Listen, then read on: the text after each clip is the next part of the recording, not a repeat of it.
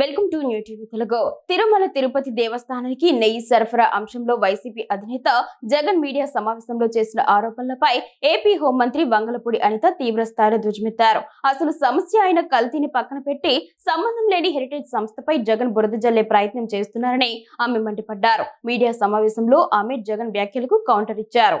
ఒక ప్రజాప్రతినిధిగా ఎన్నిక కాబడిన తర్వాత ఎవరైనా మామూలుగా మాట్లాడాలనుకుంటే అసెంబ్లీకి వచ్చి మాట్లాడతారు. కానీ జనాల్లోకి రావడానికి భయపడే వ్యక్తి, జనాలను ఎదుర్కోలేని వ్యక్తి, అంటే ఆ టైప్ ఆఫ్ రోగానికి ఏం పేరు పెట్టాలా అని ఇందాకే మేము గూగుల్ కూడా చేసాం. కానీ గూగుల్ కూడా చెప్పలేకపోతుంది ఆ రోగం ఏంటో. అలాంటి రోగం కలిగిన వ్యక్తి జగన్మోహన్ రెడ్డి. నిజంగా నవ్వొచ్చింది. 3 గంటల ప్రెస్ మీట్లో చెప్పిన అబద్ధాన్నే మళ్ళీ మళ్ళీ చెప్పి వాళ్ళ బ్లూ మీడియాలోని సాక్షి మీడియాలోని చూపిస్తారు కదా అని అదే అబద్ధాన్ని పదే పదే చెప్తే నిజమైపోతుంది అన్నట్టుగా మొత్తం ప్రెస్ మీట్ అంతా చూస్తే అందులో ఒక్క లైన్ కూడా నిజం లేకుండా మొత్తం 3 గంటల పాటు ఏకబిగిన అబద్ధాలు చెప్పగలగడంలో ఓ Guinness book of world record సాధించగలిగాడేమో నా ఉద్దేశంలో. సో తను యాక్చువల్గా మామూలుగా చూసుకుంటే అతను ఏమనొచ్చంటే ఒరిజినల్ హ్యాబిచువల్ క్రిమినల్స్ ఉన్న మెంటాలిటీ. పోలీస్ లాంగ్వేజ్లో ఈ హ్యాబిచువల్ క్రిమినల్స్, హ్యాబిచువల్ అఫెండర్స్ అని చెప్పి ఒకటి ఉంటుంది. యాక్చువల్గా అందులోనే మనం హ్యాబిచువల్స్ మామూలుగా మాట్లాడుకున్న ఇతగాడిని చూస్తే ఒరిజినల్ హ్యాబిచువల్ క్రిమినల్. ఎందుకంటే అతనికి బేసికల్గా క్రిమినల్ మెంటాలిటీతో ఉన్న ఈ వ్యక్తి ఎప్పుడు చూసినా క్రిమినల్గానే ఆలోచిస్తాడు, అబద్ధాలే మాట్లాడతాడు. ఆఖరికి అబద్ధాన్ని కప్పిపుచ్చడానికి అవతల వాళ్ళ మీద నెపాలు నెట్టడానికి కూడా ఎక్కడా కూడా ఎట్టి పరిస్థితుల్లోని వెనుకాడడు. అతను చేసిన తప్పిదాలని పక్క వాళ్ళ మీద నెట్టడానికి చూసే వ్యక్తుల్లో ఫస్ట్ వ్యక్తి జగన్మోహన్ రెడ్డి ఉంటాడు. మొన్న నేను ఒకటి చూసా. మొహానికి మసి అంటుకుంటేనట తుడాల్సింది అద్దాన్ని కాదట, మన మొహం మనం తుడుచుకోవాలి. దాని అర్థం ఏంటంటే మసిపోవాలంటే మన మొహం మనం తుడుచుకోవాలి. దాని అర్థం ఏంటంటే మనం తప్పులు చేసి పక్కోడి మీద నెడితే మన మీద ఉన్న మరకలు పోవు. ఆ తప్పులు మనం సరిదిద్దుకుంటాలనుకుంటే అప్పుడు పోతాయి. అలా ఉంది ఈరోజు జగన్మోహన్ రెడ్డి పరిస్థితి చూస్తే. అంటే ఆఖరికి ఈరోజు చూసుకొని ఒక 35 సంవత్సరాలుగా వ్యాపార రంగంలో ఏకబిగిన అవార్డులు సాధించుకుంటూ ఎక్కడా కూడా మచ్చ లేకుండా వెళ్తున్న హెరిటేజ్ ఫుడ్స్ మీద కూడా అతని తాలూకా అక్కసుని వెళ్ళగక్కడం చూస్తూ ఉంటే నిజంగా ఒక పక్క నుంచి నవ్వొచ్చింది, ఒక పక్క నుంచి బాధ అనిపించింది. ఎక్కడో అక్కడ హెరిటేజ్ని బయటకు తీసుకురావాలి అంటే ఎక్కడో ఒక డైవర్షన్ పాలిటిక్స్ చేయాలి. ఇప్పుడు మొత్తం ఆంధ్రప్రదేశ్లోనే కాదు భారతదేశంలో వెంకటేశ్వర స్వామి భక్తులందరూ కూడా ఈరోజు ఆ కల్తీ జరిగింది, మహాపాపం జరిగింది అని గురించి మాట్లాడుకుంటా ఉంటే దీని అంతటినీ సైడ్ చేసి ఎక్కడో ఇప్పుడు సంబంధించిన కొన్ని కంపెనీస్ని తీసుకొచ్చి అదేవిధంగా హెరిటేజ్ కంపెనీ మీద వీటి మీద ఏదో రకంగా బురద జల్లాలి అని చెప్పి ఒక రకంగా మాట్లాడే పరిస్థితి కనిపిస్తూ ఉంటే, ఇందాపూర్ డైరీ గురించి మాట్లాడే పరిస్థితి కనిపిస్తూ ఉంటే నిజంగా బాధ అనిపిస్తుంది. ఇందాక ప్రెస్ మీట్ పెడుతూ నా దగ్గర చాలా ఆధారాలు ఉన్నాయి, ఇన్ని పేపర్స్ తీసుకొచ్చాడబ్బా. అన్ని పేపర్స్ చూసుకుని నేను అనుకున్నాను, అబ్బా ఏం ఆధారాలు సేకరించేసాడో అని చెప్పి మేము కూడా అలాగ నేను ఒకసారి చూసిన వెంటనే నవ్వు వచ్చింది. యాక్చువల్గా ఇందులోని మనకి హెరిటేజ్కి సంబంధించి వెబ్సైట్ ఓపెన్ చేసుకున్నా కూడా అది అంటే దీన్ని కూడా ఈ రాజకీయానికి ఉపయోగించుకుంటున్నారంటే ఏదో అంటారు కదా, సూక్ష్మ రంధ్రాన్వేషణ చేస్తున్నారనమాట. కానీ ఏదో అంటారు, కొండని తవ్వి ఎలకను కూడా దొరకదు. ఇక్కడ హెరిటేజ్ని టచ్ చేస్తే ఎక్కడైనా ఏమని అంటారంటే కొండని తవ్వి ఎలకను పట్టారా అంటారు సాధారణంగా. నువ్వు హెరిటేజ్ని తవ్వితే ఎలక కూడా దొరకదు, ఎందుకంటే అంత క్లీన్ షీట్లో ఉండే ఒక సంస్థ అది. ఇంకొకటి ఏం చెప్పారు, నిజంగా ఇది చూస్తే నాకు నిజంగా నవ్వొచ్చిందండి. 2015లో అంట అతనికి 300 రూపాయలకో 280 రూపాయలకో నెయ్యి ఇచ్చారంట. ఇప్పుడు 2026లో అతనికి 650 రూపాయలకి ఇందాపూర్ కంపెనీకి నెయ్యి సప్లైకి ఇచ్చారట.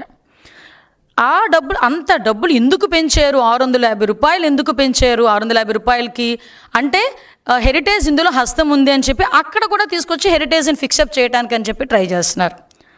అయ్యా జగన్మోహన్ రెడ్డి గారు, ఒకసారి భారతిరెడ్డి గారిని మీరు సాక్షి పేపర్ పెట్టేటప్పుడు ఎన్ని రూపాయలండి ఒకసారి అడగండి. నాకు తెలిసి 2 రూపాయలు అనుకుంటా అప్పుడు. ఇప్పుడు ఎంతో అడగండి ఒకసారి. అదే 2 రూపాయలకి అమ్ముతున్నారా లేకపోతే 6.5 రూపాయలకి అమ్ముతున్నారా సాక్షి పేపర్ని? ఒకసారి కనుక్కోండి. మరి 2 రూపాయల నుంచి 6.5కి ఎందుకు చేశారండి? ఎవడు జేబులు నింపుకోవడం చేశారు? అదేవిధంగా భారతీ సిమెంట్స్ నాకు తెలిసి 2014 ఆ టైంలో 250 రూపాయలు అనుకుంటా, ఇప్పుడు 450 రూపాయలు. మరి ఎందుకు పెరిగింది? అంటే 2015లో పాల ప్యాకెట్ ధర 19 రూపాయలు ఉంటే 2026కి పాల ప్యాకెట్ ధర 40 రూపాయలు అబ్బా. పాల ప్యాకెట్ ధర పెరిగితే ఆటోమేటిక్గా నెయ్యి ధర పెరిగిద్ది కదా. కోర్స్ నీకు ఎలా తెలుస్తుందిలే, పాలే లేకుండా నెయ్యి తీసేటంత టెక్నాలజీ నీకు సాక్షి టీవీలోని లేకపోతే నీ తాడేపల్లి ఇంట్లోనే ఉంది కదా, ఆటోమేటిక్గా నీకు తెలియకపోవచ్చు. తెలుసుకో నాయన. విషయం ఏంటంటే అప్పటికి ఇప్పుడు రేట్లు పెరిగినాయి, పాల ధర పెరిగింది. ఫర్ ఎగ్జాంపుల్ నందిని ఉంది, నందిని డైరీ వాళ్ళకి 700 రూపాయలకి ఇస్తున్నారు. ఎందుకో తెలుసా? కర్ణాటకలో పాల ధర ఇంకా ఎక్కువ కాబట్టి అక్కడ ఎక్కువ కాబట్టి 700 రూపాయలకి సప్లైకి ఇచ్చింది ఇదే టీటీడీ. మరి దాని గురించి ఎందుకు మాట్లాడట్లా అంటే విషయం ఏంటంటే ఇప్పుడు ఇంకొకటి ఇందాపూర్ కంపెనీకి సంబంధించి మీరు చెక్ చేసుకుంటే సుమారుగా నందిని డైరీకి 40 లక్షల లీటర్లకు సంబంధించి గీ సప్లై ఆర్డర్ ఉంటే ఇందాపూర్కి 5 lakhs. నిజంగా హెరిటేజే ఇన్వాల్వ్ అయ్యింది అనుకుంటే ఆ 50 లక్షలు హెరిటేజ్ ఇందాపూర్ తీసుకోలేదా? ఆ చిన్న చిన్న లాజిక్స్ ఎందుకు మిస్ అవుతున్నావు అబ్బా? అదొకటి. నెక్స్ట్ ఇంకొకటి మనం మాట్లాడుకుంటే ఇట్టి పరిస్థితుల్లో ఇందాక కూడా చెప్పాను, ఇందాపూర్ అనే దగ్గర ఈరోజు వరకు హెరిటేజ్ కంపెనీ ఏది సప్లై చేయలేదు. ఒకటి, ఇందాపూర్ కంపెనీ దగ్గర నుంచి హెరిటేజ్ కొనుక్కున్నది తప్పించి అది కూడా ఏంటి చీజ్ ఇవి కొనుక్కున్నారు. ఎంత దౌర్భాగ్యం అంటే ఇందాక ఆ బొత్స సత్యనారాయణ గారు ఎల్ఓపి కౌన్సిల్ ఎల్ఓపి ఆయన చీజ్ ప్యాకెట్ చూపించి నెయ్యి ప్యాకెట్ అంటాడు ఆయన. అంటే చీజ్కి గీకి కూడా తేడా తెలియకుండా ఉండే పరిస్థితి. అది ఎంత టెక్నాలజీ పెరిగినా నెయ్యికి పాలు ఉండాలబ్బా. నెయ్యి కావాలంటే పాలు ఉండాలి. నువ్వు ఎంత టెక్నాలజీ యూజ్ చేయి, నెయ్యి ఉండాలి అంటే పాలు ఉండాలి. మరి పాలు ప్రొక్యూర్మెంటే అవసరం లేదని చెప్పి టెండర్లో రాయించావు.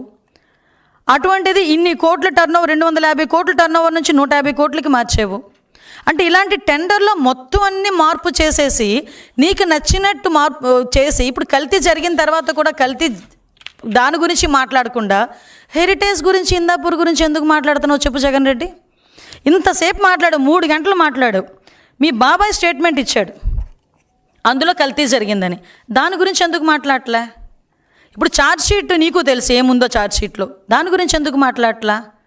కల్తీ జరిగింది అని నిర్ధారణ అయ్యి ఇంతమంది మీద కేసులు పెట్టి కొంతమందిని జైలుకి పంపించి ఛార్జ్షీట్ కూడా ఈరోజు బయటకు వచ్చి ఆఖరికి సిట్ రిపోర్ట్ కూడా గవర్నమెంట్కి ఇచ్చిన తర్వాత కూడా నీ సొంత బాబాయ్ కూడా నిర్ధారించిన తర్వాత కల్తీ జరిగింది ఒప్పుకున్న తర్వాత కూడా కల్తీ గురించి మాట్లాడు, కల్తీ గురించి రా నేను చర్చ చేస్తానని చెప్పేసి మాట్లాడితే దాని గురించి మాట్లాడకుండా నీ ముక్కు ఎక్కడుందిరా అంటే చుట్టూ ఎక్కడో తిరిగి తీసుకొచ్చినట్టుగా మళ్ళీ అక్కడ నుంచి ఇందాపూర్ మిల్క్ డైరీ గురించి మాట్లాడతావు, హెరిటేజ్ని అందులో ఇన్వాల్వ్ చేస్తావు, సంబంధం లేని విషయాలన్నీ ఇన్వాల్వ్ చేసి మాట్లాడే పరిస్థితి కనిపిస్తూ ఉంది.